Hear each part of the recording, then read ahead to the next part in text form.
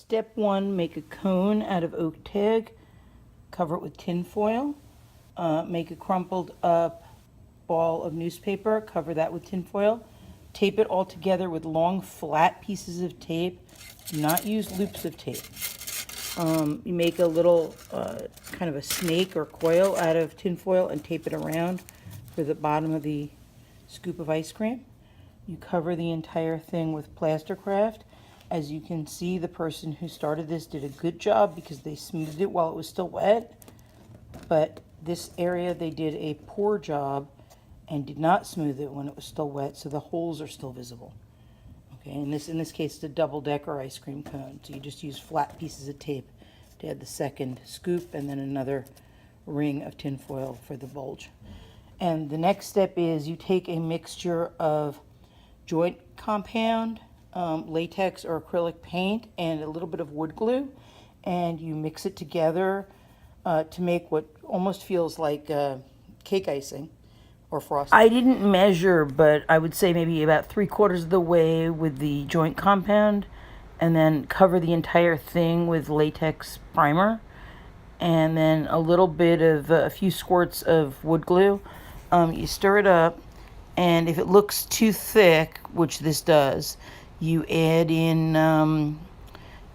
more latex paint, and you stir it up until it really has the consistency and creaminess of frosting. And you cover it, you cover over the plaster craft to fill in the texture, okay, and to get the texture of ice cream. And when that dries, you gesso it, and then you paint it. As far as the paint goes, what you do is you use temper paint on the cone part so that it has a matte finish, because real ice cream cones are not shiny. And then you use acrylic paint on the ice cream part so it has a gloss finish.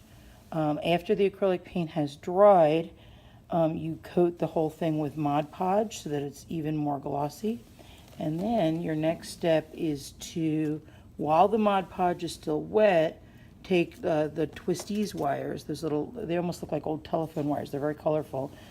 Pick out a few colors and cut them into very small pieces and drop them right on top of the wet Mod Podge to dry. And that's only if you want sprinkles. As a finishing touch, you can take a squeeze bottle of paint and you can just hold it upside down and very quickly drizzle a final coat of frosting on the top. For an extra fancy special touch, you can use a low temperature hot glue gun and make a little fruit topping out of Crayola Model Magic, and the stem of this is actually a twisties wire. Another extra special touch might be taking that mixture I told you about with the joint compound and the acrylic or latex paint. And what you can do is you can use the tip of a frosting tip, and you can cut a tiny hole in the corner of a Ziploc bag, shove the frosting tip through the hole, and just like a pastry bag, you can make whipped cream. When you're done, you just squeeze out the extra frosting, throw the Ziploc bag away, and you clean out the tip with a toothpick and some hot water. Use a bucket so you don't get any plaster down the drain. For the ice cream sundae, the cup upside down and a bowl taped together make a nice ice cream sundae presentation bowl. So what you do is you take a cup, you use long flat pieces of tape. Do not ever use a loop of tape because the whole thing will rip off while you're working on it.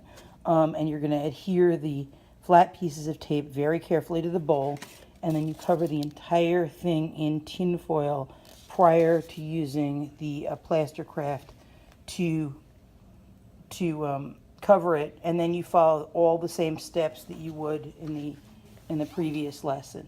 The Mod Podge on the ice cream, the sprinkles if you want them, the drizzle of colorful paint, and the finishing touch of using a pastry bag with a mixture of joint compound and latex or acrylic paint and a little bit of wood glue. Mix it together to make the consistency of frosting, and then you're going to squeeze it as if it's a pastry bag, and it looks very realistic.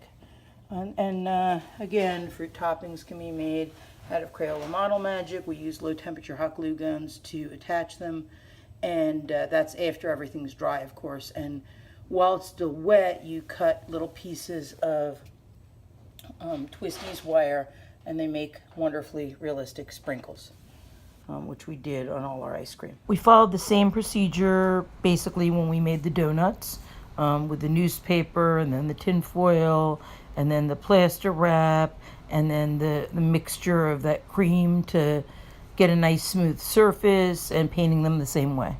You could use the same procedure to make all sorts of sculptures or any sort of fake food. The only limit is your imagination.